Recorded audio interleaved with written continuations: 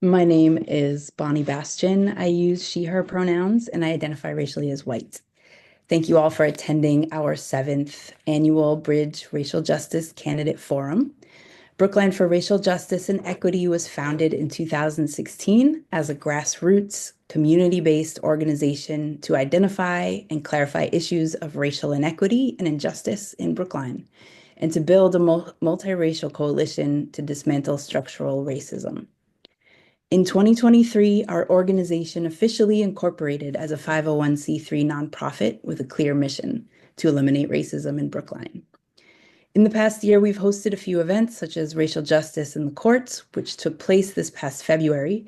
We've also spearheaded new initiatives such as our Say No to SROs campaign and are now fundraising to preserve Brookline's Office of Educational Equity, which is in danger of being completely eliminated. If you're passionate about this cause, please join us for our Rising Together Spring Mixer, which is taking place on Thursday, April 17th at the Brookline Teen Center from 6 to 8, which will fundraise to preserve the Office of Educational Equity and feature former Executive Director of Educational Equity, Claire Galloway Jones. We'll be having free drinks, food, and live music from local BIPOC vendors, and we'd love this to be an opportunity to deepen our bonds with the community. We hope tonight will provide the opportunity for all of us in Brookline to be better informed about our candidates' views on racial justice, a topic which too often gets sidelined. This forum puts racial justice front and center and asks candidates to make public their commitments to racial justice policy. You're muted, Kimberly. I'm just going to not mute myself again. We are joined tonight by all candidates for the Select Board. Liz Linder, Michael Rubenstein, I apologize, and Carlos Reduejo, which, sorry if I messed your names up, I really do. Candidates will be running on a Thanks, Carlos. You're being so kind. Candidates will be running on a very tight schedule tonight. You have 90 seconds to respond to each question, and you'll have also 90 seconds for your opening and closing statements. Our timekeeper, Zoraida Fernandez, will be displaying a countdown on the screen, which will let you know when your time is up. Please conclude your remarks at that time. We will rotate the order of responses for each question to be fair to all candidates. We also like to note that no Bridge board members were involved in planning this forum or know what questions we will ask tonight except our forum organizing team, Bonnie Bastian, myself, Raul Fernandez, and Jasmine Francoeur. Thank you all for being here, and let's begin. Okay, we will begin with opening statements for our candidates for Select Board. The order of speakers for opening statements will be Michael, Liz, and then Carlos. Please include in your opening statements your pronouns and how you identify racially. Michael? Thank you, Brookline for Racial Justice and Equity. Hi, everyone. I'm Michael Rubenstein. I use he, him pronouns and identify as white. I am running for Select Board because Brookline is a wonderful place to live, but we face some tough challenges. Here are three that affect us all. People struggle to find housing they can afford. Living in Brookline is too expensive, and our public services are underfunded.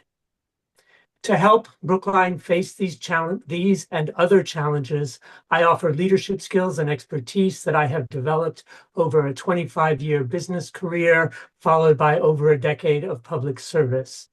In 1985, my brother and I founded CambridgeSoft. When we sold CambridgeSoft in 2011, almost 400 people worked for us worldwide. Subsequently, I devoted myself to public service, working on complex problems in healthcare, education, and housing. In town meeting, I worked with others to help Brookline comply with the MBTA Communities Act, advocating for more housing as a founder of the Yes in Brookline Coalition. 84% of town meeting voted in favor of the ultimate agreement between Yes and Brookline by Design, and I am the only candidate for Select Board who supported that consensus. Now I am asking for your support to be your next Select Board member. I look forward to our conversation this evening. Thank you. Am I up? Liz, yes. Great, hold on. Thanks. My name is Liz Linder, and I'm running for Select Board, and I do not use pronouns because my entire life I've tried to just put my nose down and work in a male-dominated space when I started out, and I didn't want to draw attention to myself. And for the same reason, I just try not to identify. But, I always check that box of like, prefer not to say. I have family history, and it's not a good idea to be on lists. So for over 20 years, I've lived and worked in Brookline Village. I built a successful business based on a passion for visual communication and the power of connecting and collaborating. I've spent decades serving a wide range of clients, which has provided me a window into a variety of industries, institutions, and individual stories. And I've worked with stakeholders with seemingly competing agendas to successfully collaborate, reaching consensus in projects that ultimately enhance outcomes for all parties involved. I grew up in a very diverse working class suburb of New York City. My mother, very kind, curious about people. My father is a child survivor of the Holocaust, and he taught me about optimism and being resourceful. I feel very fortunate to live in a place like Brookline where we can have meetings like this and understand we need to respect and serve our fellow community members, no matter their age, race, culture, gender, or religion. I've been a town meeting member for Precinct 4. This is my second term. I've served on committees for multiple projects involving residential and commercial development and transportation. I'm currently on the Comprehensive Plan Steering Committee to develop a community-supported vision and plan for Brookline. I've worked with Brookline Community Foundation, Brookline Housing Authority, Arts Brookline, Brookline Your Public time's Library. up. Thank And you. thank you. Carlos, go ahead. Thank you, Bonnie, Kimberly, and Zoraida, and BRJE for this opportunity to speak tonight. My pronouns are he and him, and I'm of Hispanic origin. A little bit about me. I grew up in Spain, moved to the US at the age of 17 to study architecture. Spanish is my native language. Un saludo a todos los presentes de habla hispana. Creo que ya es hora de que haya alguien en el gobierno de origen hispano. If elected to the select board, I would probably be the first member to be foreign born. This gives me a much needed perspective in terms of advancing equity and justice. I know how it feels not to be included. My youth in Spain was growing up under the Franco dictatorship, which even though I was very young, it was difficult to live under those circumstances. There's much work to be done in Brookline to make the town more welcoming and to rid of the town of all the isms. There's no room for hate in Brookline. In 2016, I was worried about the future of my green card status. And like today, the future was uncertain for anyone with a green card. So I went through the process of becoming a US citizen. This deepened my commitment to civic engagement. And I'm the only candidate who was born abroad that has personally experienced the process of obtaining a visa, a green card, and ultimately the US citizenship. Thanks to being able to be a US citizen, I was appointed to the advisory committee, and then I became part of the town meeting and other town committees. Thank you. Thank you. The order of responses for our first question will be Liz, Carlos, and then Michael. And Jasmine will put the questions in the chat. So what do you envision your role will be as select board member in moving racial equity forward? Could you talk about one strategy that you can commit to that would have a meaningful and direct impact on racial inequity in Brookline? Liz? So racial inequity and other inequities are partly an issue of representation, and we need to see more people in leadership that look like the people that we want to have in our town. So first of all, increased engagement on boards and committees. And there's another inequity on the select board, which is that half the population in Brookline isn't represented. And I do represent that half. That's buried in here. Also, I think language, translation, access would be a good start. And I will stop there and let other people go. Carlos. Go ahead. Yes. So I think the most important thing is to try to make Brookline more welcoming to those who English is not, for example, their first language. From my own experience, a lot of people, like even during these forums, that say, well, why do you always sort of take a while to answer the questions or to start answering the questions? And sometimes it is because I'm thinking in Spanish and then I'm translated to English. So there is a delay there. So I think the language barrier, working with the language barrier, which Chi Wood started with her Warren article, is a very good start, and to continue to work on that, make sure that all the communications that we provide from town media, from town hall, are all accessible to people of multiple languages.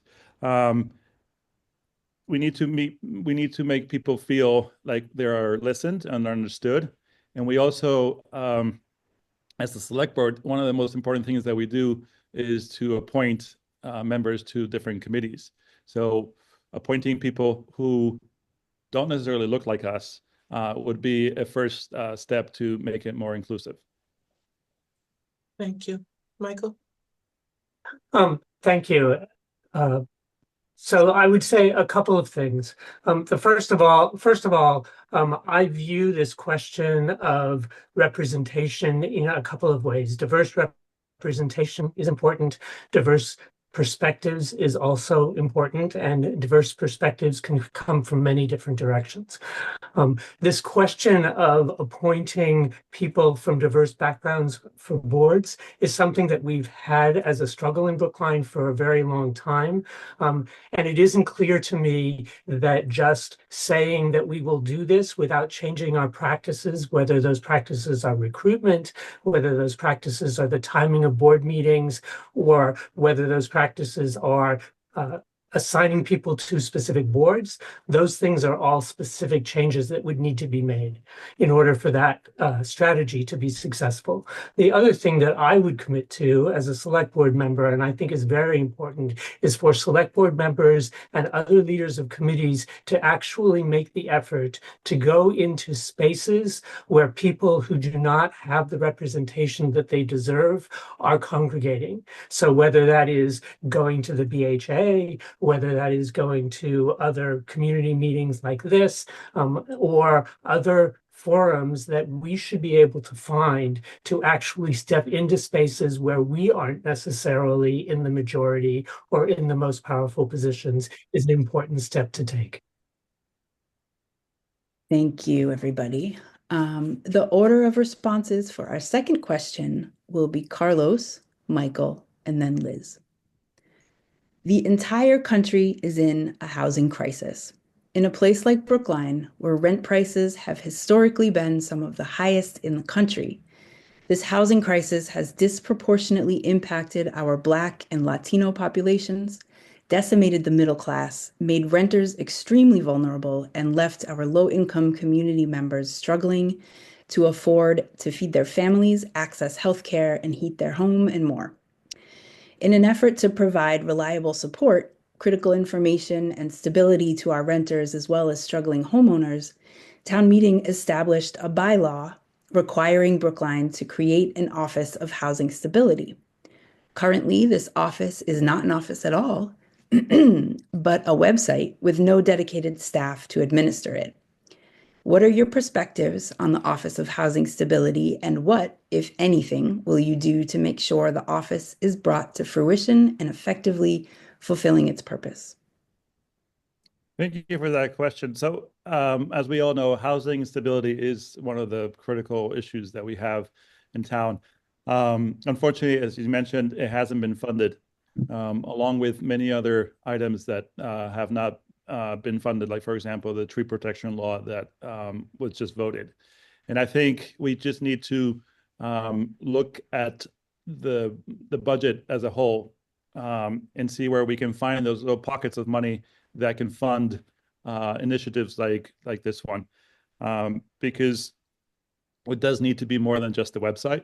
It needs to be outreach to people who may not feel comfortable or may not be have the internet accessible or even know where to find the information that they need to find. So I think we either do this through the government, or we also help our community organizations to be the liaison between those two issues. And I think, Bonnie, you've done a great job in the past bridging that gap. And I think sort of more people from the community that can add to what the town is missing is what we should be promoting. Michael? So I agree with Carlos that we have to look at the overall budget, because when I said earlier that one of our biggest problems that was that our town services, the town services that we need, are underfunded, the Office of Housing Stability is an excellent example of this problem. And so we basically have 4 different levers that we can take to help the funding challenges within the town. We can cut services in order to save costs. We can look for efficiencies within our existing services, which we should be doing at all times. We can increase the property taxes that we collect from our existing residents, or we can find opportunities for growing the pie and increasing our revenues. That has been the area both within housing and in other areas that I would focus. I would focus on mixed-use development in our compact neighborhoods, as well as focusing on increasing our commercial tax base. The other thing that I would point out is that one of the challenges that we have in our Brookline government structure is that we don't necessarily have individuals who are specifically accountable for the challenges that we put forward and put on the town government as a whole. And identifying clear goals that are associated with specific individuals is an important step to making things like the Office of Housing Stability a reality. Thank you. Liz? I mean, they pretty much covered it. I would say that we've got a budget issue and allocation issues, and we need to be mindful of if we're voting something in, we need to figure out to some degree as we're doing that where the money's going to come from. And certainly as a follow-up, it's the housing affordability is so devastating, especially for people that are already here that can barely keep up. And, we need to figure out how to support them. And some of that will help, working with community liaisons and getting information out in every way we can through flyers, through community centers, through people where residents can find support and who they can turn to talk to get the most support possible is absolutely important. Thank you. Thank you. The order of responses for our third question will be Michael, Liz, and Carlos. In our town, many proposed initiatives aimed at addressing urgent community needs caused by racial and economic inequity are often redirected for further time-consuming studies, despite there being recent reports and surveys published supporting the need for these initiatives. These studies delay action, sometimes for years. They come with a high price tag and have rarely led to effective action. With Brookline's current budget challenges and rising economic inequity, how would you approach finding solutions to urgent community needs in a timely fashion while achieving measurable results if elected to the select board? Thank you. That's an excellent question. And I want to key in on 2 words that you used, measurable results. So over and over again in both my business career and my community organizing work, I have worked with individuals to identify their struggles, establish goals, develop strategies to meet those goals, and then hold ourselves accountable to make sure that those goals are met. And so the way that I would tackle the problems that you're describing is that instead of taking those problems and putting them to a committee, I would work as a select board member to help empower the individuals who are affected by those problems specifically to identify the solutions and advocate for the solutions that they need to execute. And whether that means that the select board serves as liaisons between individuals who are affected and the people who they identify as the challenge to the problem that they are experiencing, or whether there are systemic issues that we need to take. It needs involving the people who's affected by these situations as being the leaders who can identify and develop the solutions. And as a select board member, those are the people that I would work with. Liz? I think it's a good point to bring in the community that's most impacted and look for solutions. And also, the question was so open that it's almost hard to answer, because some problems are more complicated than others. Some problems need more manpower or woman power or people power than others. Some problems need more, need different kinds of attention. So I think I would want to understand specifically what the issues are and figure out, how we can address them most effectively and most directly to benefit the people involved. And that may be a few people or a vast number of people based on the question. Thank you. So unfortunately, yes, this town has done a lot of committees that seem to end and go for on and on and on forever and not get to a conclusion. And that's either with the committees that you've mentioned or with some of the zoning committees and others. So I think it is part of, so the community goes both ways. Like, you have the government and then you have the people who are not the government. And if the government isn't doing what you need it to be doing, then you need to prod it that way, and you do need to come with solutions. And I think through either community groups or even town meeting members, sometimes they do this too, where they see there's a gap somewhere and they just push something forward without necessarily going through the normal channels. You get things done. So, for example, when Chi Wu was concerned about how the language was a barrier, she went and did a warrant article that was about language, how to get rid of the language barrier.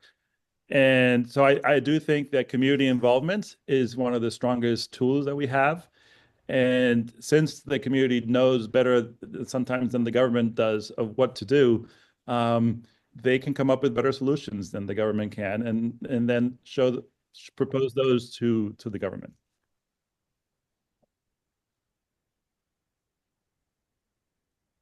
Thank you, everybody. The order of responses for our fourth question will be Liz, Carlos, and then Michael.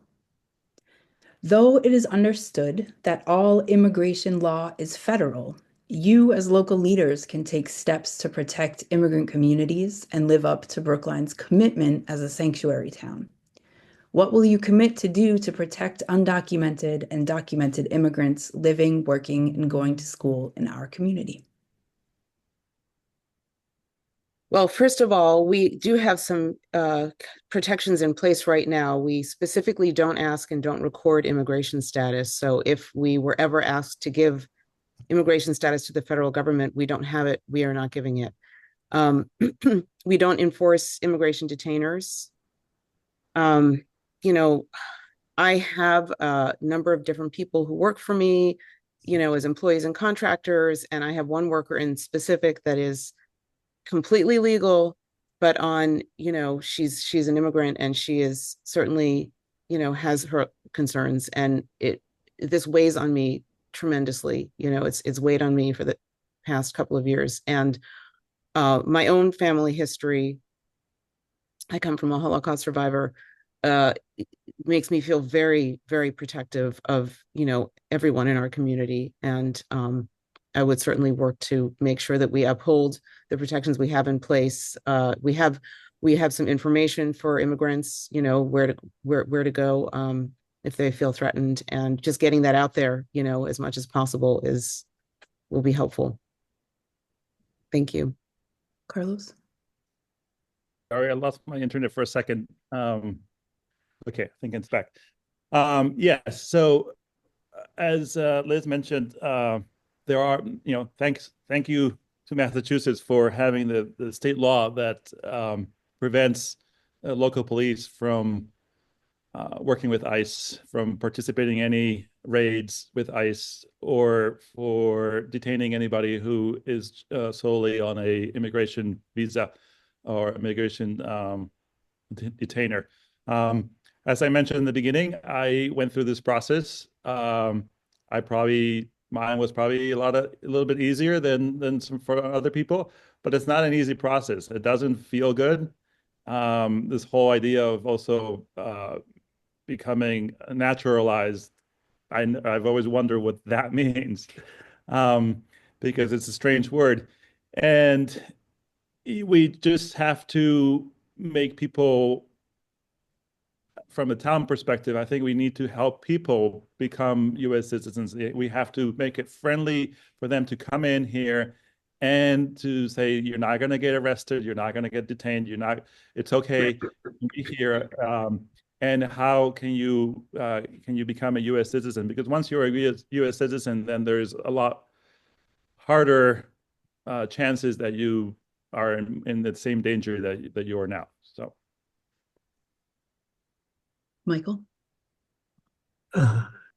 So this is one of the areas where I think more communication between various government organizations and the people that are citizens and residents at large is important, because knowing both the places where we are working with state or federal officials and knowing the places where we are not working with state and federal officials forms an important baseline for everyone to understand what the rules of the road are. And in a situation like we're in present, where so many people are frightened, not necessarily because they have done something wrong, but because they might look like or sound like or behave like somebody who somebody else thinks might have done something wrong. There are so many uncertainties that getting that communication would be, in my mind, a very important step.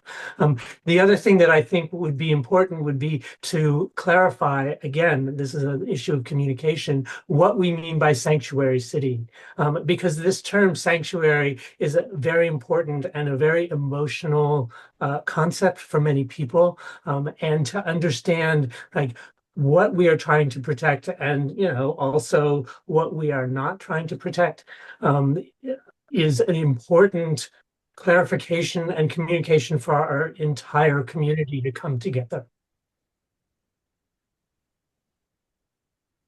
Question number 5. The order for response for 5th question will be Carlos, Michael, and Liz. Across the country, diversity, equity, and inclusion and civil rights initiatives are increasingly under attack, including efforts to limit funding or dismantle programs at the federal level. In Brookline, departments like the Office of Diversity, Equity, and Inclusion and Community Relations, the newly established Language Access Coordinator, and the ADA Coordinator play a critical role in ensuring that all residents, especially those who are often marginalized, can access municipal services, participate in civic life, and advocate for their needs. As a select board member, what is your perspective on the value of Brookline's DEI infrastructure, and how do you plan to protect and strengthen these efforts in the face of growing political opposition? Carlos? well, thank you, Kimberly, for that. DEI is crucial. Even someone like me who has a Polish mother and a Spanish dad, so that's why I think I have more of my Polish side than my dad's side. But my name is something that gets looked at a lot of times, and there are comments about it. So I understand how important it is to make people feel comfortable at home, which is, and Brookline is their home. and to reach out to them if that's not the case. I think that we're working, as you mentioned, with the ODEICR and the Language Access Coordinator and the ADA Coordinator. We're working in the right direction. And if the community feels, or sorry, if we also have to not stop there, and the community has to push the select board to keep on going in that direction, and to come up with new ideas about how to be more inclusive, and be relentless about it, not give the chance to not have that option. And I think that would be the strongest way for us to proceed. Michael?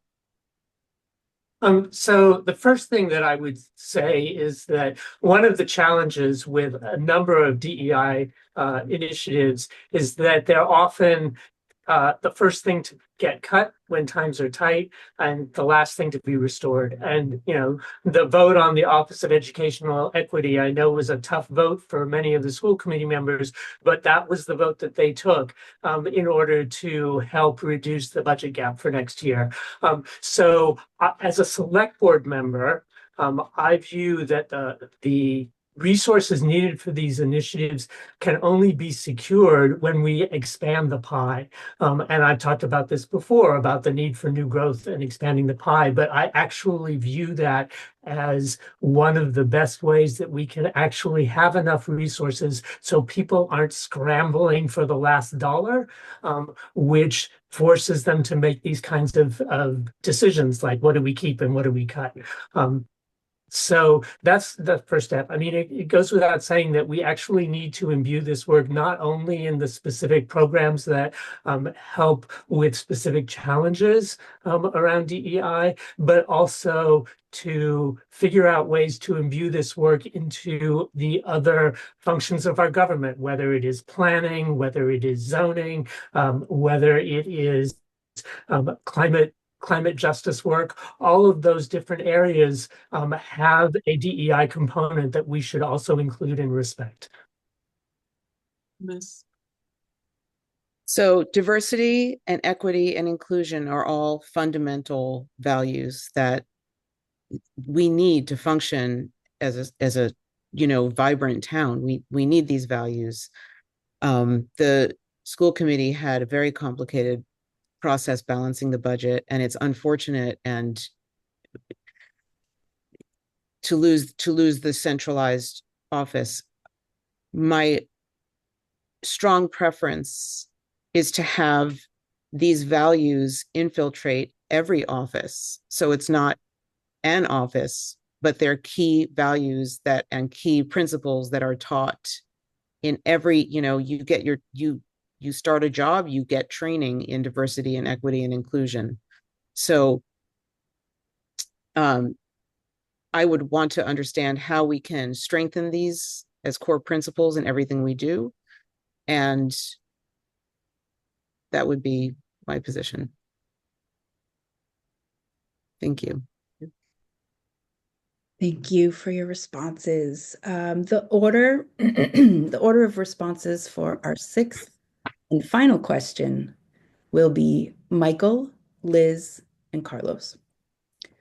Recent legal discrimination settlements, including a $1.8 million settlement involving the Brookline Police Department and the $11 million Gerald Alston settlement involving the fire department, have raised concerns about accountability within our public safety departments.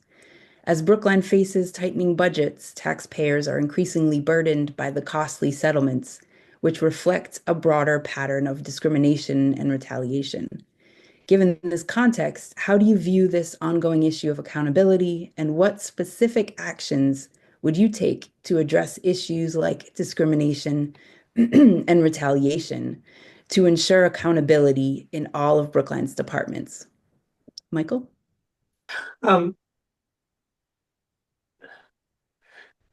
So the issue of accountability, which is often a challenge in Brookline's form of governance, has to be strengthened from the top, from the select board. Um, so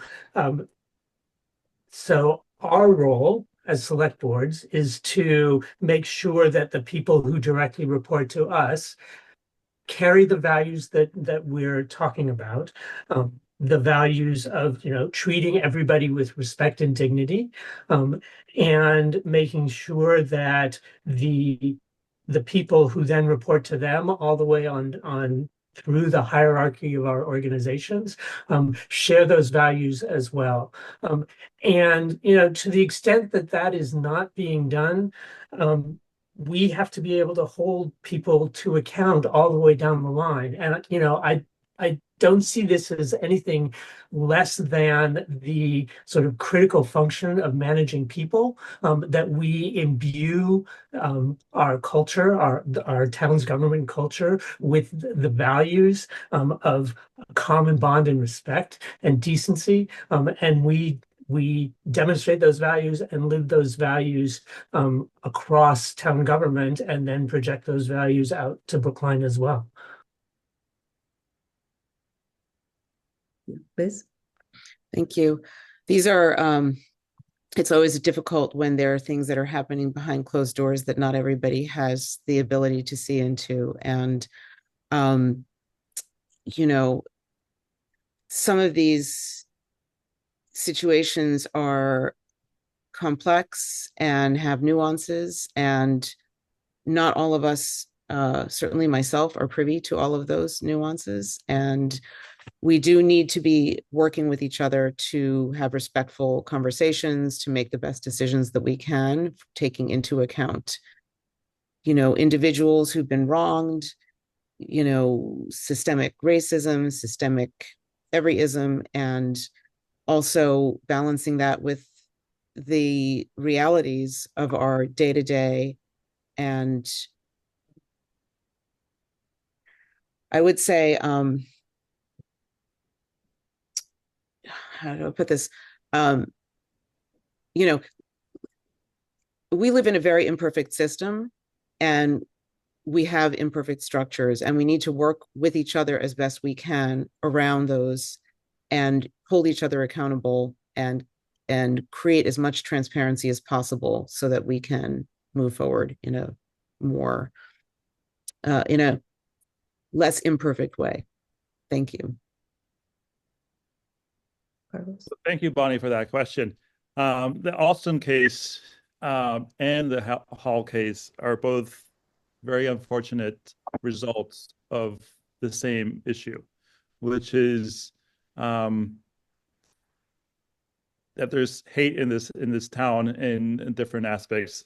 One was racism, the other one was sexism, and they both became bigger issues because they were ignored. If we had better policies from the top down, where there's no room for such actions, and the way that these two people were treated, then they wouldn't fester and they wouldn't become such a large problem like they have become. And I think it should be clear, if you can't, especially if you're a supervisor, if you can't behave in a way that doesn't express hate, then you shouldn't be there. And someone else should be there that can work together with everybody else. We don't need any more isms in town. There's no room for them. And as you have just mentioned, they have cost the town a lot of money. We could have done, if we hadn't had these two cases or these two issues, we could have done a lot with $12 million of the money. Thank you. Thank you. Our next question, in the order of response, will be Liz, Carlos, and Michael. How have you engaged with issues of racial equity in your past work or community involvement? If this is a new area for you, what steps are you taking to educate yourself, and how will you center racial equity in decision-making as a select board member? Liz? Thank you. I have not, let's see, what have I have been involved in, I would say broadly, a lot of different areas and none specifically in racial equity. And I am open to learning from anyone who has anything to tell me, basically. Um, I think I'll stop there. Carlos? Is it me now? Yes. So on a personal, well, with my, let's see, my profession as an architect, I've had to deal with mostly with one type of equity, which is ADA compliance. And it shows, and that has to do with either people with mobility issues, but people who have vision issues, or all kinds of different aspects of ADA. But on a personal level, I know a lot of people, or and in some cases myself, that had dealt with racial or other kinds of discrimination, and for that reason, I thought it was important to take a few courses um, training, and I took I was looking at how many, it was like 5 or 6 courses on a program about learning about your bias, by Ariana Huffington and Verna Myers, which was a great way to hear from other people of of how to learn what you may not be aware of, your own bias. And I would recommend any of these courses and certifications to everybody else, because they were really enlightening. Thank you. Go ahead, Michael. So after we sold the company and I made a pivot into public service work, I just want to highlight 3 areas well, 3 different organizations that I was involved with.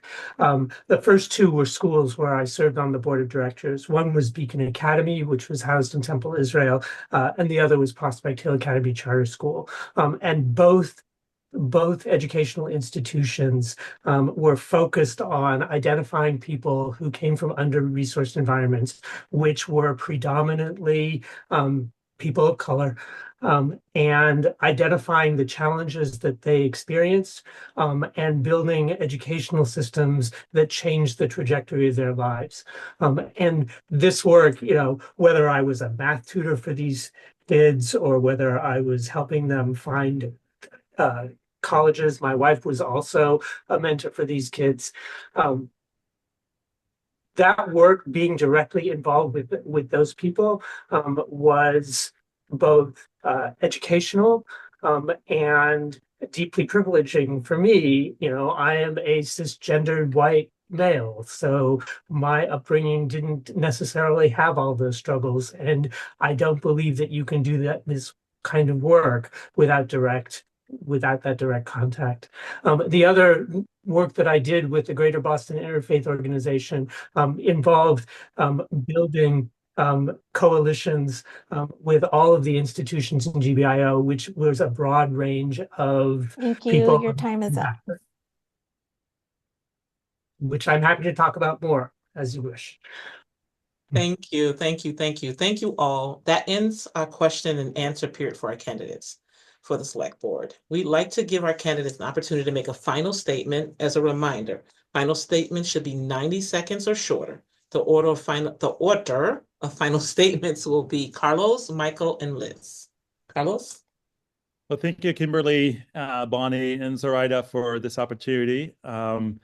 It's not always, we don't always have a chance in these forums to talk about equity and inclusion, which is really important for our community as a whole. I think we need to always keep it in the back of our mind, if it's not in the front of our mind, at least in the back of our mind, when we make all these decisions. And my experience, as you all know from dealing with me in different aspects at the advisory committee, either with warrant articles or with budget reviews, I think brings something to the select board that is different from the candidates there this year. And I can hit the ground running with, I don't have to learn how the town works, how the budget works, who the people are, who the department heads that can help with this equity and inclusion. And also, regarding to that, I wanted to give a kudos to the rec department for their award that they just got on equity and inclusion program, which was recognized with this award, because the work that they've done of bringing recreation to those who can't pay for it has been exemplary, and I think it's something that we should follow an example. Thank you.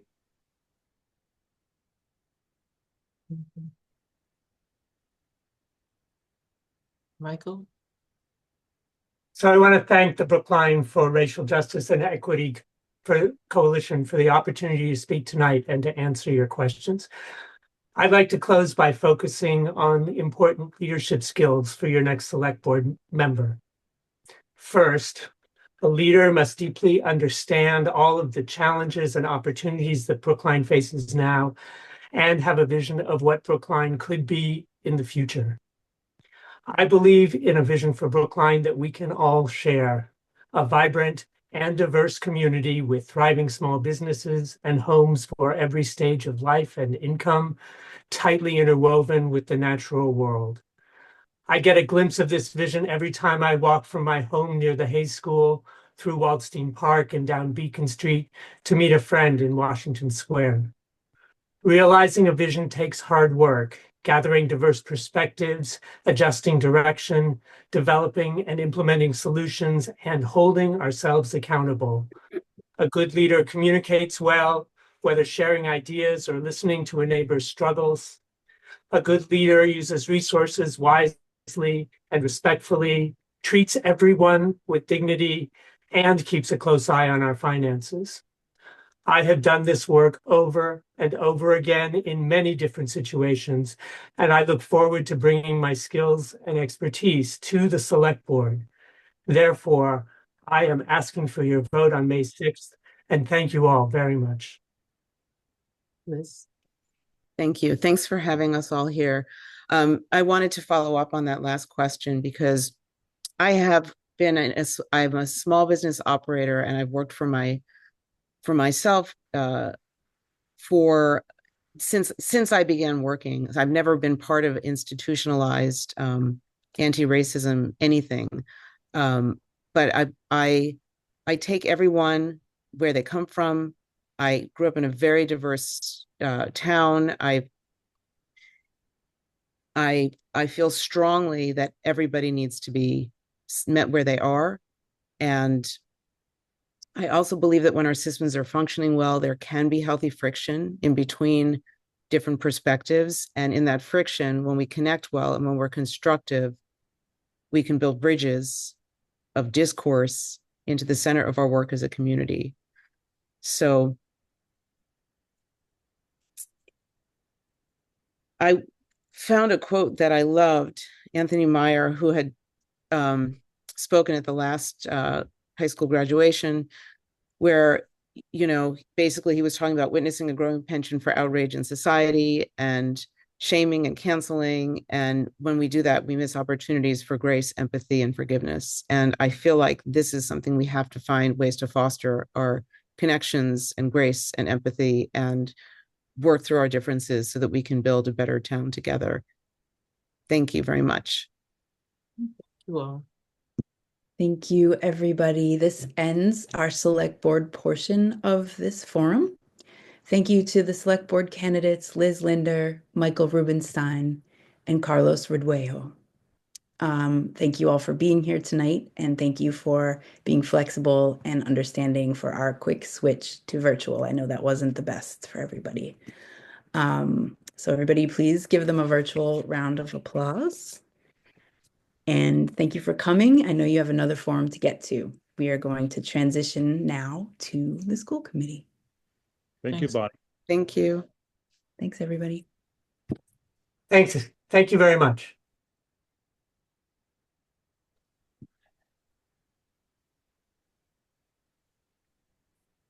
Okay, excellent. So now we are transitioning to our school committee candidates.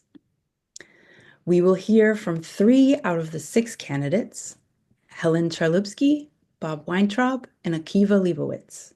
The other 3 candidates, Dana Perry, Logan Poter, and Val Frias, either had previous engagements or did not respond to our invite. As a reminder, you will have 90 seconds to respond to each of the questions asked, and you will also have 90 seconds each for your opening and closing statements. Our timekeeper, Zoraida Fernandez, will be displaying a countdown on your screen and will be asking respondents to conclude at the end of their time. Thank you all very much for joining us, and let's begin. Oh, I have another one. We will begin with opening statements. For our candidates for school committee, the order of responses for opening statements will be Helen, Bob, and Akiva. Please include in your opening statements your pronouns and how you identify racially. Helen? Hi, I'm Helen Charlupsky. I identify as she, her. I guess I also, one of my biggest identities is my being an immigrant to the United States. Most of you wouldn't know that because I don't have an accent, but I was born in Germany to parents who were Holocaust survivors.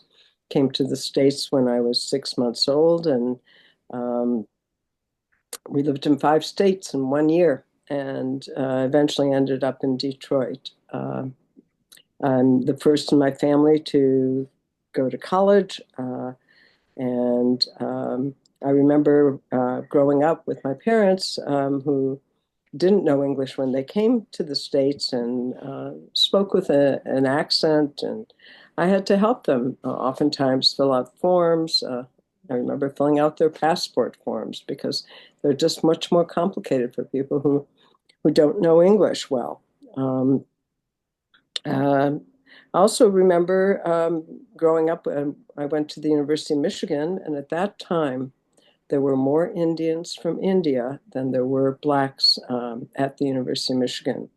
There was the Black Action Movement, which I participated in, and the goal was to get 10% representation at the University of Michigan.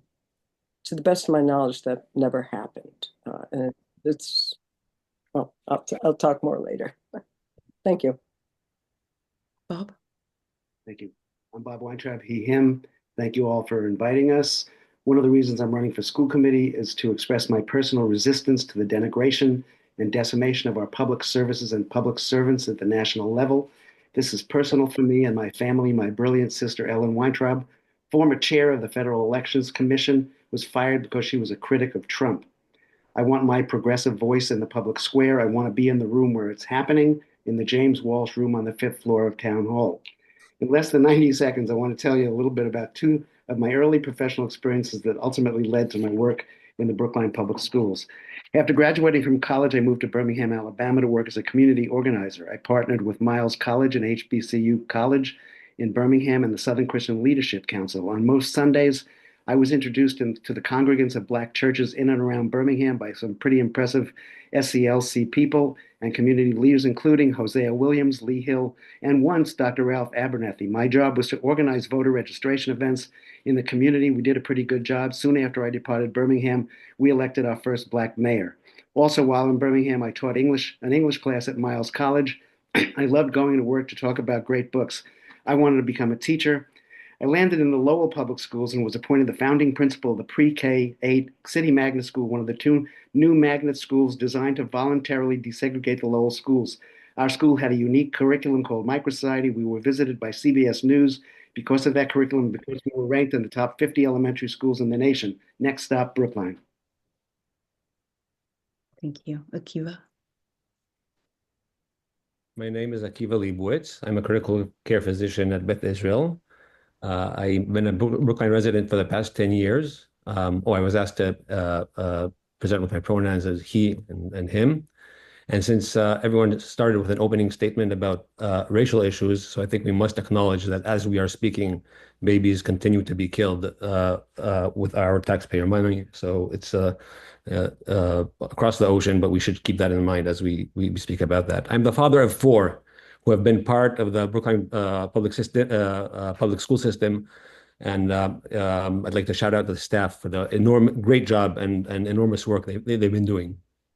Well, my day job is medicine. I've always had a passion for education. I've been involved in establishing an equitable, bilingual Jewish-Palestinian school in Israel when my kids reached a school age, and I've learned a thing or two about leading such an institution in a very constrained and hostile environment.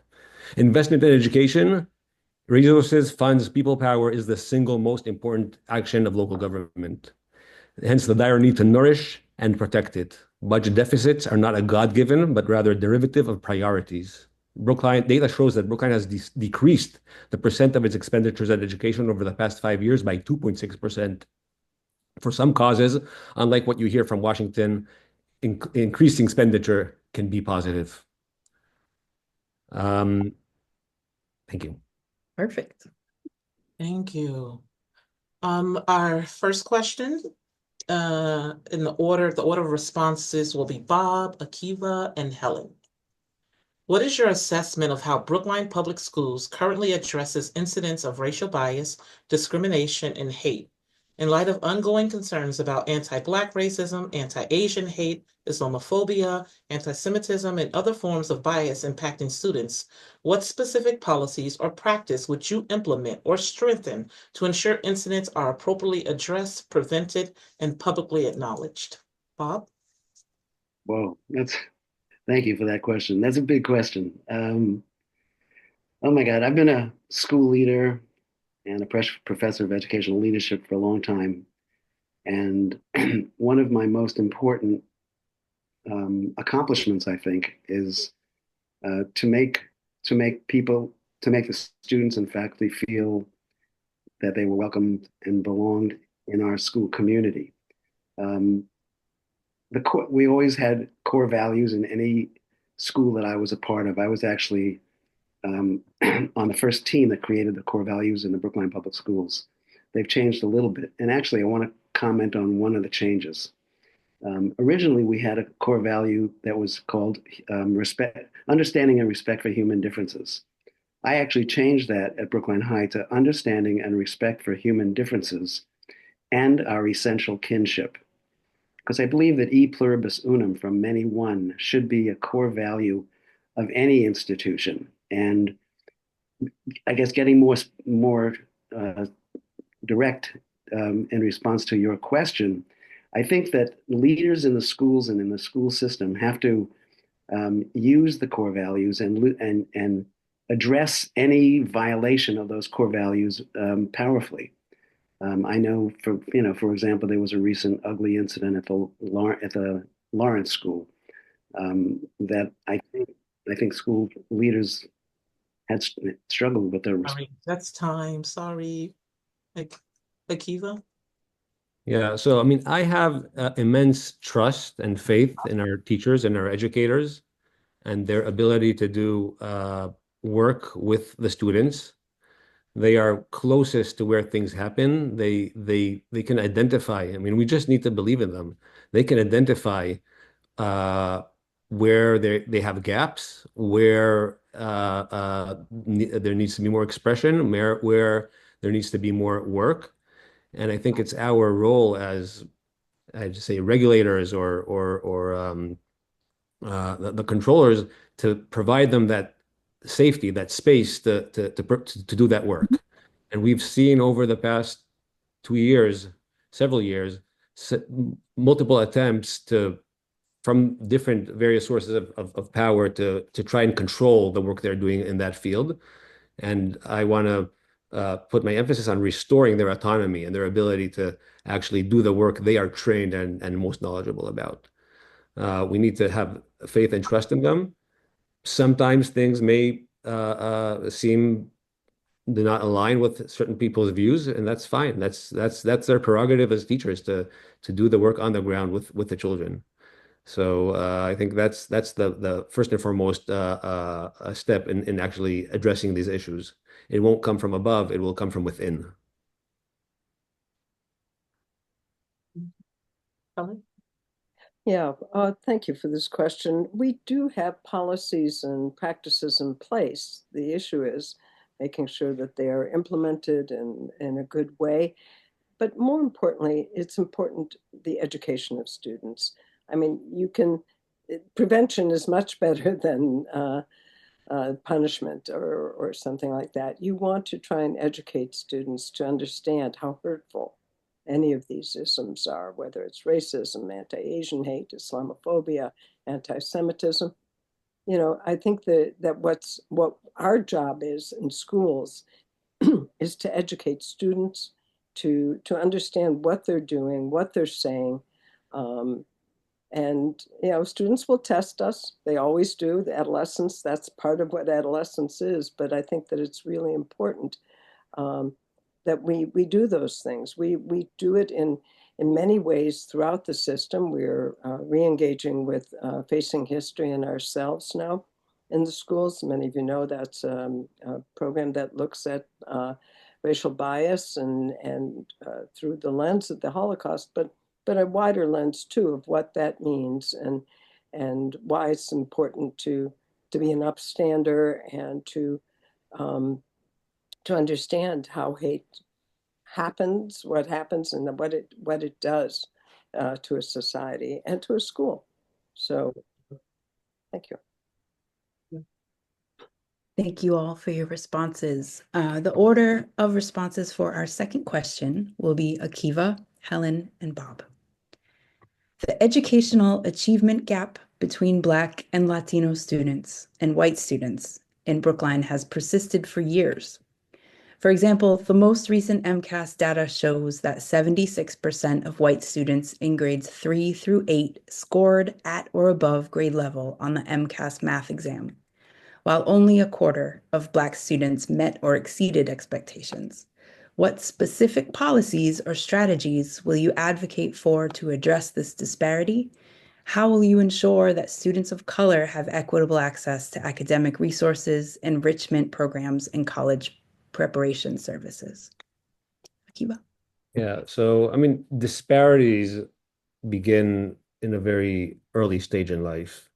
And I think the thought that you can, intervene in high school and try to gap those disparities, which are not all within our responsibility and scope, is pretentious. Therefore, the address the issue must start at a very early stage.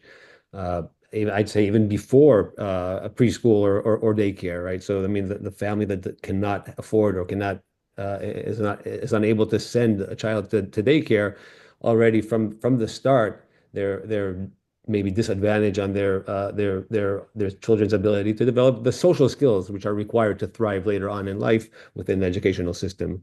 So I mean, this needs to be addressed at a very early age. It's not a solution that is confined and unique or confined to the realms of education only. It involves a multidisciplinary approach with welfare and housing. I mean, all these issues are interrelated, and to address this, you need a group of concerned people who will really harness all these powers, which have the power to make change and work towards a joint solution. So I think it's way beyond the scope of the educational system, and we have to work on this together. Thank you. Bob? I was going to go last. I thought you said I was. Oh, I'm sorry. My fault. Helen. Oh, Sorry about okay, that. that's fine. So I agree with Akiva. This does need to begin early, and I have worked actually all the time that I've been on the school committee. I've been the liaison to early childhood education. I've been involved on the state level and both at the local level in terms of early childhood education.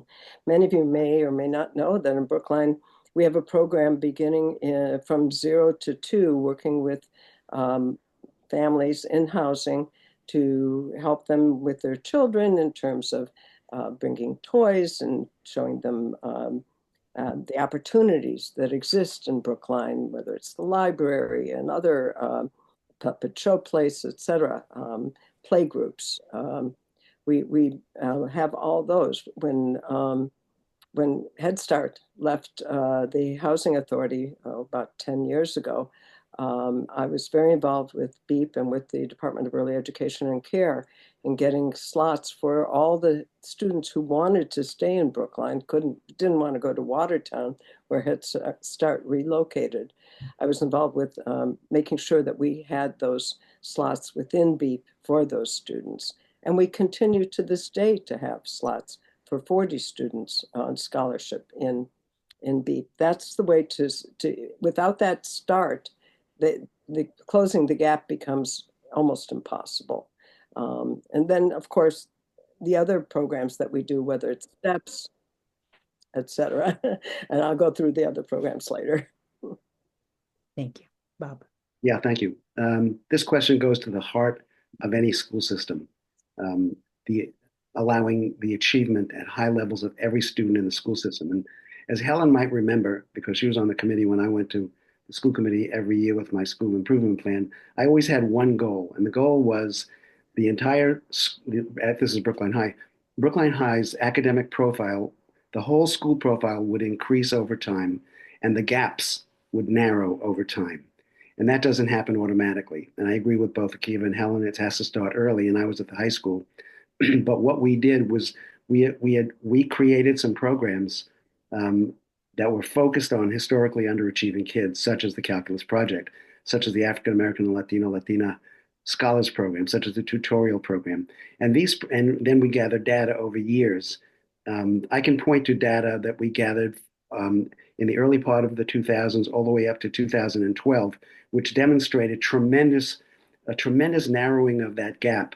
When we started collecting data, the gap was 40, 45 points. And when we completed the analysis, when I left Brookline High, for example, that gap had shrunk to 9, 10 points as opposed to 45 points. One other thing we did that I was proud of is we eliminated barriers to AP classes. And what happened was, instead of having a small number of kids in the AP classes, we had a much larger population in the AP classes, including many more kids of color. Can I have one more sentence? And the test scores on the AP tests, people thought that if you have many, many more kids in AP classes, the scores would be lower. The scores actually went up. When you had 45 kids versus 125 kids, the scores went up. Amazing. Okay. Thank you. Thank you for your patience. Mm-hmm. The order of responses for our third question will be Helen, Bob, and Akiva. Research consistently shows that teacher diversity positively impacts student achievement, yet Brookline Public Schools continue to struggle with hiring and retaining Black and Brown educators. As a school committee member, what concrete policies and strategies would you champion to recruit, hire, and retain educators of color? This is a really hard question. I think that we struggle on the one hand, and then we sometimes have very long-term people of color within Brookline. What we've done is, have job fairs, especially for communities of color that have gotten us many Black and Brown educators. I think included is Asian educators also, where we have a small minority of Asian educators. It's hard because many times people, just in terms of attracting people, they may want to go to Boston or to some of the other communities of color. Brookline obviously is not a minority community. However, I do think, I know that the school committee doesn't hire our staff, but what we do is, make sure that our human resource department is equipped to hire and retain. We have Teachers Mentoring Teachers, which began with a grant from the Innovation Fund and it continues to this day to help teachers. I think there's also a affinity group of teachers of color that to this day also helps to retain people. Thank you. Bob? Yeah, the goal of having a faculty and staff that looks like the student body is an absolutely essential goal that I've always had throughout my professional life. Actually, just recently, I'm retiring as a professor at leadership at BU, and I was the head of the Ed Leadership and Policy Studies group. And I'm very, very proud. As I leave Boston University, the department is now comprised of Dr. Piper Smith Mumford, formerly principal in Brookline, Dr. Stacy Scott, former superintendent in Framingham, Jeffrey Young, former superintendent in Newton, Lexington, and Cambridge, and Dr. Ramon Gonzalez, who's a former student of mine at Columbia University, and I convinced him to come up to BU to become a professor. And so, it's a very, very, very high percentage of outstanding professors of color. When I was at the high school, I had the same priority in terms of leadership and in terms of the faculty. We had, for example, when I was the head, we had Dr. Adrian Mims, we had Gretchen Underwood, James Cradle, Melanie Alexander, Chris Vick. We had the leadership team at Brookline High School was absolutely reflective of the population of our school. And it is critical that not only for kids of color, but all kids to experience teaching and leading by people of color. It helps. It helps a lot.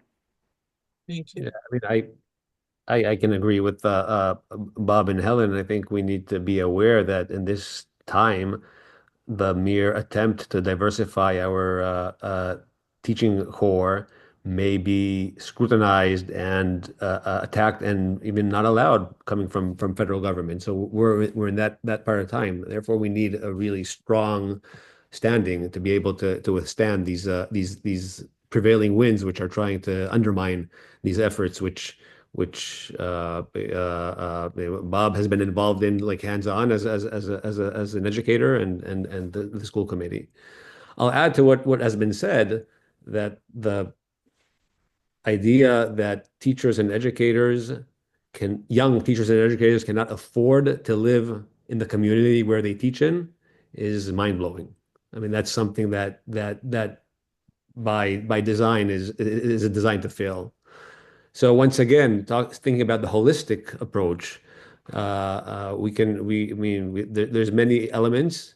Some of the elements require significant groundwork to undo or work with other agencies and responsible entities to actually solve this problem. Being a part of the community is the number one predictor for actually being involved and investing and succeeding with the community. Thank you, everybody, for your responses. The order of responses for our next question will be Bob, Akiva, and then Helen. Do you support or oppose the presence of school resource officers, or SROs, in Brookline Public Schools, and what informs your position? Given national and local data showing that students of color, particularly Black and Latino students, are disproportionately impacted by school-based policing and punitive disciplinary practices, how would you ensure that the safety of all students is prioritized without perpetuating harm to students of color? Bob? Thank you, Bonnie. That's these questions are great, by the way. I pride myself when I came to Brookline High, there was not a great relationship between the school and the police department. And I want to preface everything I say by noting that any organization has warts. The Brookline Police Department has warts. Brookline schools have warts. The Brookline Fire, everybody's got warts. So nobody's perfect. But it was very, very important to me especially growing up in a working class community in New York City, where my girlfriend's dad was a police officer in New York City. I grew up in that environment where I respected police officers. And again, I'm aware that I'm a white male. I just, I'm very clear about when I walk out the door, it's not like Jim Cradle walking out the door. But over time, we built a very strong relationship with the police department. We didn't have SROs in the school. It wasn't a thing back then, but we created something called the Round Table, which met every Friday with the juvenile police officers, Bob Gray, the probation officer, our administrators and social workers, to sort of keep informed about what was going on in the community. And that continues to meet every Friday, and it's a very helpful institution in the institution. And as far as SROs, right, it's a different time. I didn't have SROs, but we had a very strong relationship with the police department. And Dan O'Leary and I met all the time. Oh my God. I'll say one final sentence. To me, it's up to the principals of the school and to decide whether they want SROs. We had a great relationship. Thank you. Time's up. Sorry. Akiva? Yeah, so I mean, I think that the presence of police in an educational institution is antithetical to what education is about. Not to say that police is an unnecessary force in society, but it's not. Its role is not within the educational framework. And this brings me back once again to trusting and empowering the educators to do their work. And the educational work is hard. There's no immediate gratification. The results may not be readily obvious, but that space has to be given, particularly in this context of our society, which unfortunately we live in, where the police presence is particularly alarming and triggering to very certain parts of our community. When we moved here 10 years ago, we were driving along the streets of Brookline, and my kids were small. They didn't grow up here, and they wondered why most of the cars stopped on the side by police. When they looked inside the car, there were African Americans there. And I mean that's obvious. It's triggering, and that has no place within the school. But I mean for no one, not for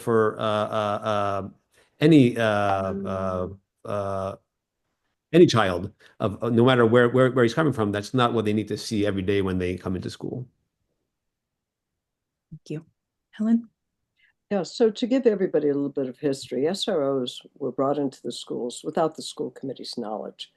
They were there for 3 years. The superintendent and the police chief signed the agreement without informing us. When it came to school committee, I actually voted no to not have them in the schools. I think that this is a very, my sense is, being a social worker, I feel that it's important for us to sit down together with the police, with the administrators who are asking, some of the administrators who are asking for SROs, with some school committee members, some community members, some people from Bridge, hopefully, to discuss what are the goals of this program? What do you want to accomplish? I agree with Bob. We had a very good relationship with the police, and I think we still do to this day. I think it's important to understand what are the goals and how do we accomplish it. The police aren't the enemy, but we need to know what we want to accomplish, and then through that decide, does it need to be in school? Does it need to be at basketball games? Do they need to be playing together at basketball games to get relationships? What is the goal? Is the goal to have relationships? Is the goal to know one another? I think that, to me, is a really, it's an important issue to sit down and talk about and try and figure that out. And there may be no need for it in the Brookline Public Schools. I think we need to talk. Thank you, Helen. Kimberly, you got kicked out, but you're back. Yeah. There you go. computer decided it wanted to do an update in the middle of and if I had a laptop too. Yeah, I apologize for that. You're on the next question. Question Funny. number 5. Can you just start it for me? Because I'm Sure. Question number 5. The order of responses for our 5th question will be Akiva, Helen, and Bob. What is your position on the recent decision to eliminate the Office of Educational Equity in Brookline Public Schools?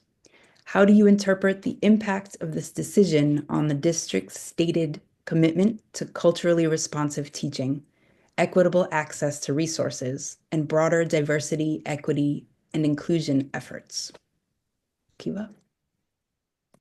So, I mean, I think these diversity and inclusion efforts are crucial and essential to the society and the society want to create here and the children we want to grow up here. I am not to any specific mechanism to make that work, but it is obvious that in order to make that work, there has to be investment. And investment means funds, means costs, it means prioritizing one thing over the other. I think eliminating this, well, the office have certain merits and justifications as declared by the school committee. And this particularly time sends a very alarming and disturbing message to our community that might be caving in and bowing to the pressures coming from above into eliminating this whole issue. So I think it's always good to see and look how it can be improved and how we can make these efforts more efficient and obviously check the results. But it has to be very clear that we are invested in this and we will put our hands in our pocket to make this work. Thank you. Helen? So this is one of the most difficult votes I ever had to take on the school committee. And I'd like what students are experiencing every day. The programs like Steps to Success, like METCO, like African American Scholars, like the Calculus Project, like our BEAT program and early childhood programs. I think those are critical, and I would never cut any of those. With this program, it was more administrative and working with teachers. And so, I mean, we had to cut, we have a gap of 8.2 million. We had to cut something. This is where I had to cut. That being said, we got some letters from some of the Arab, Muslim, and Christian students who had benefited from Cristina Hernandez meeting with them. And I called her and asked her, could I come and speak to them? And I sat down with those students to hear what they had to say and understand what would happen with her not being there, and trying to help them to figure out what we could do to continue this affinity group, because it's important to them. You know, it's difficult at Brookline High, just as the Israeli affinity group was an important affinity group, especially after October 7th. Well, I guess. Bob? Thank you, Bonnie. I just want to say one more thing about the question about the Brookline Police. As I said, every department organization has warts, but I just want to say that Jen Pastor, who's the new chief of police, who, by the way, has an MSW degree, and believes strongly that the police need to continue to improve and be more sensitive to all the population folks, the entire population of the town. And I think that we don't want to demonize police on the basis of a few bad incidents. And I just think that what has been happening over time is we've always had a good police department. I think it's getting better and better and better. And I just want to say powerfully that the relationships that are built between the police and the community, especially the young people, is very important. And anyway, I can go on and on about how important that is to me. in terms of the Office of Educational Equity, I first want to say that I was endorsed by Janae Utaro, who was the former director of the Office of Educational Equity. As Helen said, we got an $8 million problem. I have devoted my life to the practice of educational equity, my entire life. In Lowell, in Brookline, in Arlington, my entire practice has been about educational equity. And the practice of educational equity happens in the schoolhouse. Historically, I have been suspicious of spending lots and lots of money at central office because I think the return of investment at the central office is not nearly what it should be. And there is a great return on investment if you invest Thank you. Thank you. at the schoolhouse. Thank you. The order of responses for the next question will be Helen, Bob, and then Akiva. How will you ensure that decision-making within Brookline Public Schools meaningfully engages and reflects the voices of Black, Latino, Asian, and other historically marginalized communities, particularly those most impacted by inequities in education? Helen? An interesting question.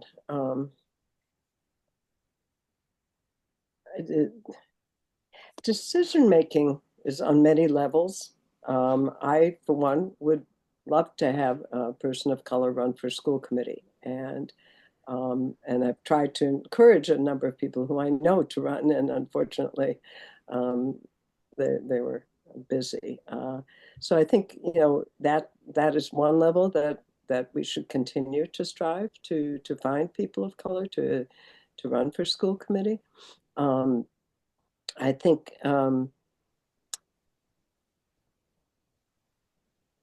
the other,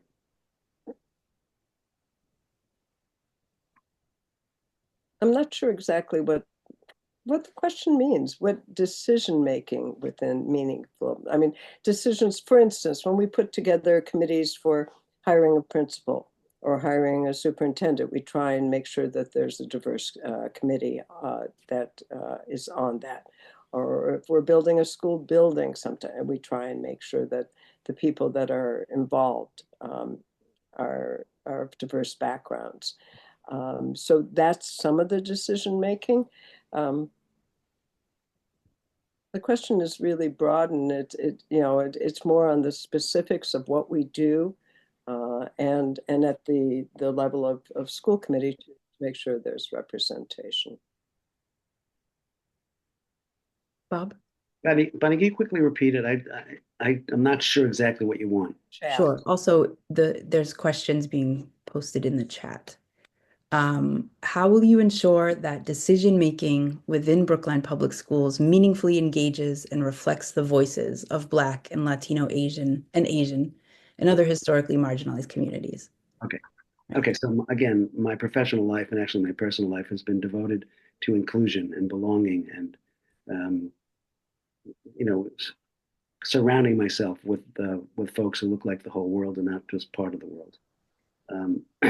One of the things I just want to say that one of the things I would say when I went out to the elementary schools every spring to talk about Brookline High School to the 8th grade parents, I would say to them, listen, a lot of you might have resources to send your kids to private schools.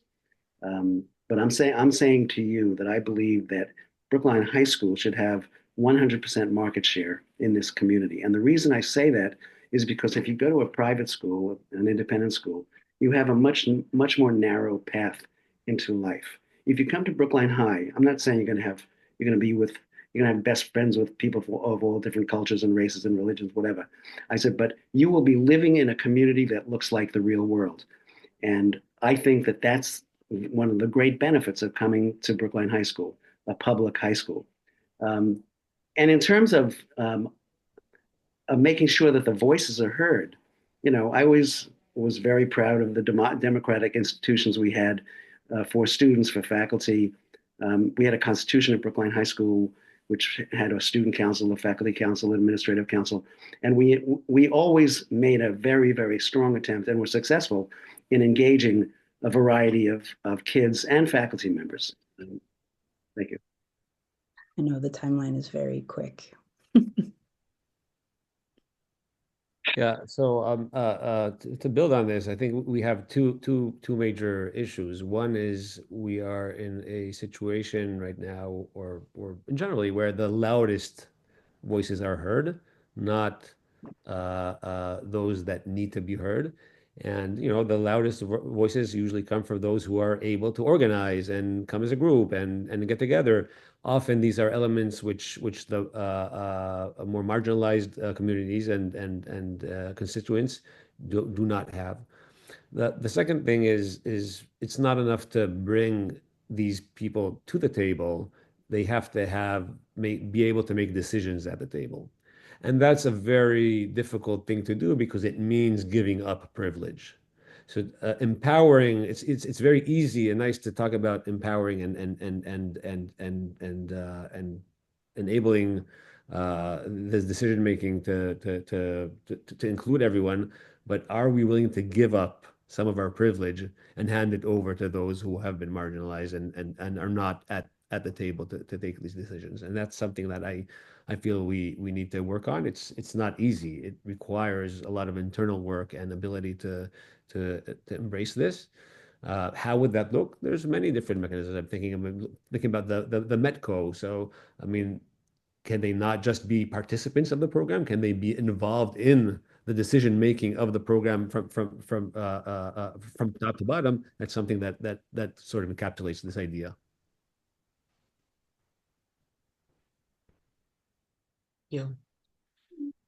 The order of response for our seventh question will be Bob, Akiva, and Helen. As the school committee continues to face budget constraints and makes tough decisions about programming and staffing, how would you approach the budgeting process to ensure equitable resource allocation? What will be your top funding priorities to close opportunity gaps and provide the academic and social emotional supports that students, especially those facing the greatest disparities, need to succeed? And the question will be in the chat. That's a great question, most important question. I'm just going to give you an example of one thing that I did that responds to your question. Toward the beginning of my tenure at the high school as the head of the school, we had a very serious budget problem, as we intermittently always do. And the high school was asked to cut, I think it was $500,000, which back in the time was $500,000 was actually real money. And so I met with my senior team, met with the faculty, and the administrative structure at that time was called a house system. It was a 60-year-old administrative structure. We had 4 house masters, 4 house teachers, and 4 secretaries. It was an expensive administrative structure. What we decided to do, which was sort of getting into some good trouble and really transforming the administrative structure that had lasted for a really long time, and we changed to a dean structure with 2 deans and 1 associate dean. The associate dean was Jim Cradle. I desperately wanted to maintain his presence in that school. And with that transformation, we saved about $550,000. What I also did during that time was I required every administrator to teach a class, which saved another $200,000. And the savings was $700,000, and I hired a social worker and a drug and alcohol and violence prevention person to. So that was a complex budget challenge, and that was the way we dealt with it. Thank you. Akiva? So I'll divide this into 2. So for one, I mean, and I'll circle back to this idea again. I would like to hear from the educators themselves how they prioritize things, what they want us as school committee to stand up for, how they would like how they need the funds allocated to be able to carry out their work.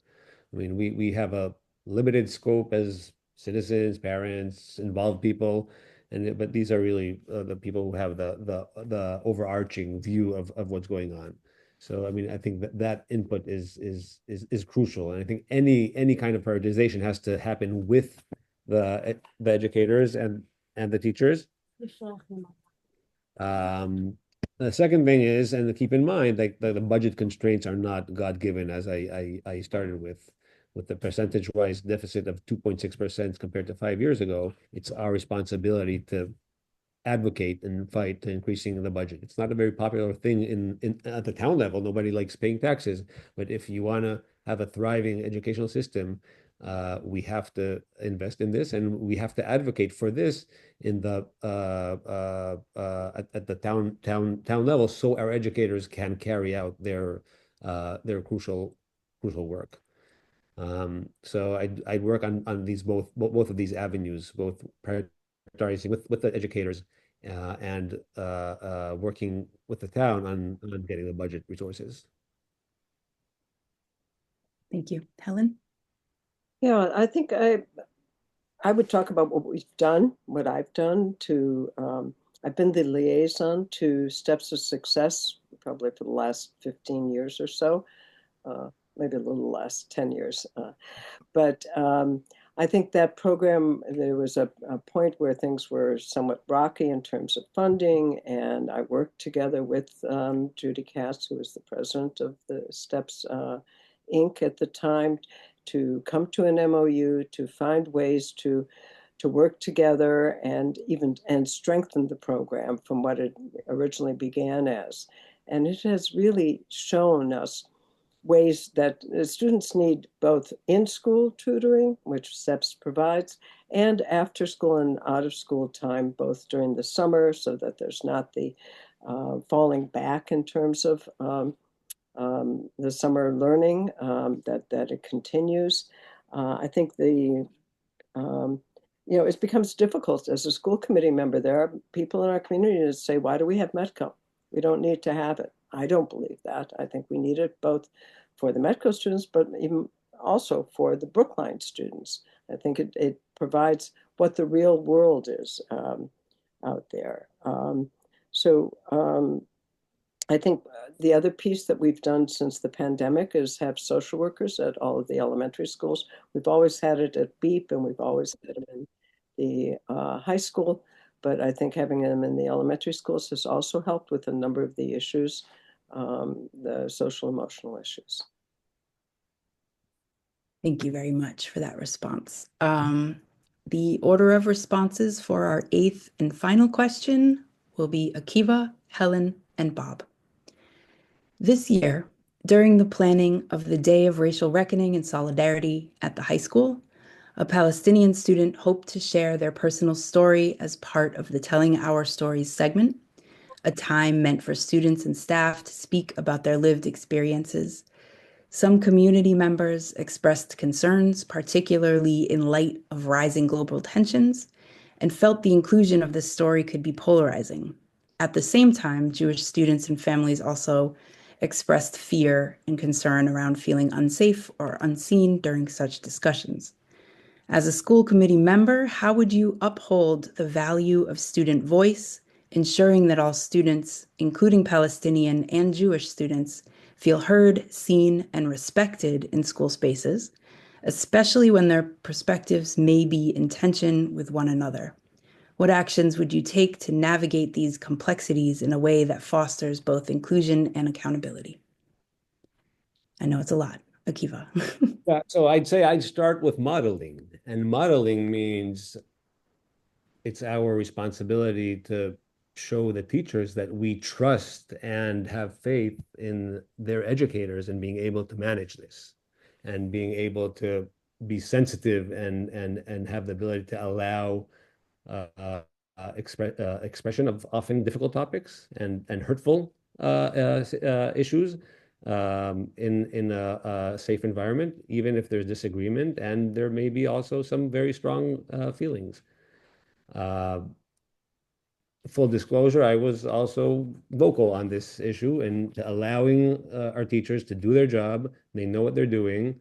And this attempt to weaponize all sorts of sentiments, the pretense of safety and weaponizing anti-Semitism in order to stifle voices which may not to be the liking of certain groups is unacceptable in any civilized group.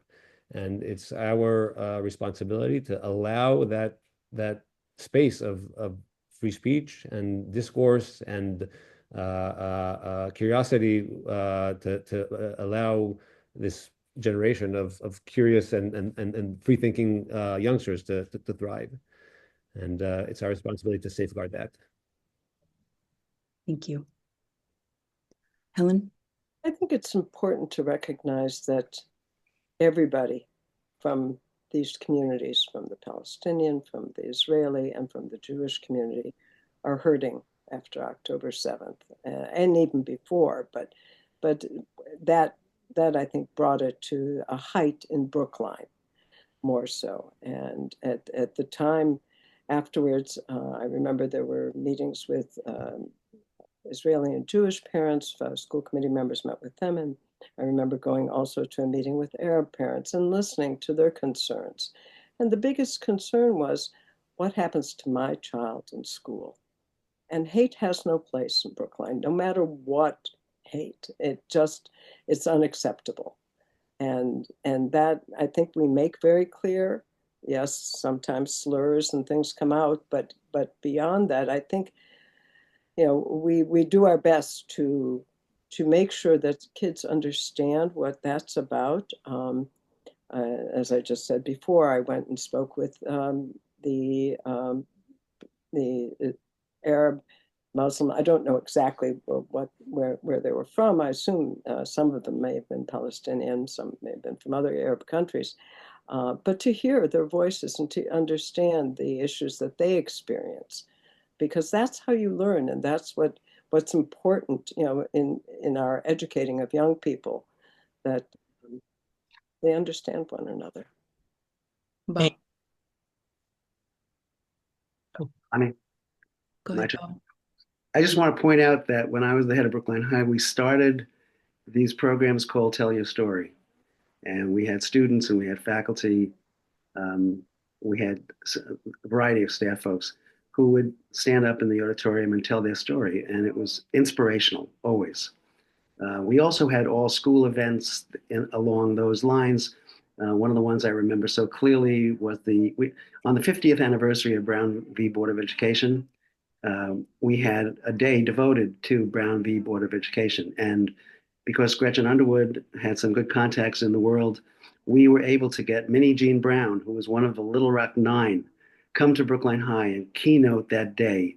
And it was an incredibly inspiring day. And, over the years that we had Tell Your Story and Day of Racial Reconciliation, or we had a variety of days like that. I think they all worked really, really well. So this year it was controversial, right? I mean, Day of Racial Reform and Solidarity.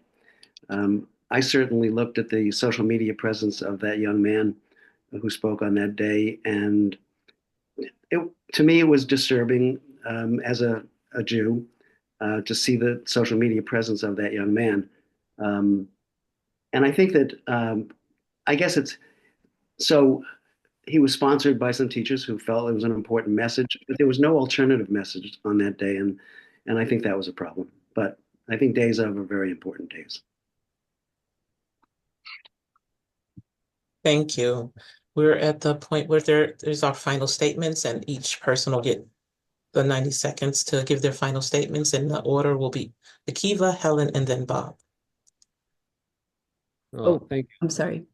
I think we messed up the order. That was the same order as last time. Is it? Should be. I went first, so I can go You went first. in the beginning. I'm indifferent. Helen, Bob, and then Akiva. Sorry about that. So you want me first? Yes. Please. Huh? Yes. Okay. Yeah. Oh, so I've been involved in the Brookline School Committee and have many years of experience, which gives me a perspective on many of the issues that we've talked about tonight and the issues that are facing Brookline, whether it's financial stability, whether it's educational excellence, trust and collaboration. If things were calm right now, I wouldn't be running for school committee. I've done it for a number of years, but they're not calm, and we really need the voice of experience, somebody who knows the history so that we don't repeat it. I think that we need to build our schools back to stability and strength. I'm committed to providing that on the school committee, and to returning our schools to sustainable excellence, which we all expect and deserve. And that means sustainable excellence for everyone, certainly. I think I have a perspective on the school committee over the years, and I have a lot of hope. We've been through a lot. We've met challenges in the past, and we will continue to meet these challenges. Brookline is a place that supports education, has always supported education. And I'm hoping that I can earn your vote for one of your votes for school. Thank you. Bob? Thank you very much. These are amazing questions, by the way. I appreciate them. They were tough. I'd like to go back and think harder about some of those answers that I've given, but this is an important moment. I'm a unique candidate for school committee. For almost 40 years, I've been working in the trenches of our public schools. I actually know a lot. When I watch the school committee meetings on Big, I often want to jump in and join the conversation. If you vote for me, I will join that conversation. Here is one of my favorite quotations, and I always use quotations. Talent is universal, but opportunity is not. Education is the way to fix that. Educational equity is about the work teachers, paras, counselors, social workers, and school leaders do every day to provide those opportunities. Working with our incredible faculty and staff at the high school, we created programs that I've talked about already that served all kids well and that launched historically underachieving kids into our powerful academic culture. And these include the Calculus Project, African American, Latina Scholars Program, the tutorial program. In addition, as I said before, we eliminated barriers to enrollment in advanced placement courses. As a result of these innovations, the whole school's academic profile improved over time, and the gaps between groups narrowed significantly. The data was strong and positive. We were never out of the top 10 high schools in Massachusetts while I was there, and twice we were ranked #1. I am proud of my life's work, and I ask for your vote on May 6th. Thank you. Thank you. So 4 months into the Trump administration, our essential liberties are under attack. So we need leadership that is committed to protecting free speech and the freedom to teach, alongside critical inquiry, inclusivity, one that sees through complex issues, being prepared to listen carefully to the people on the ground and help work with them to solve the problems skillfully.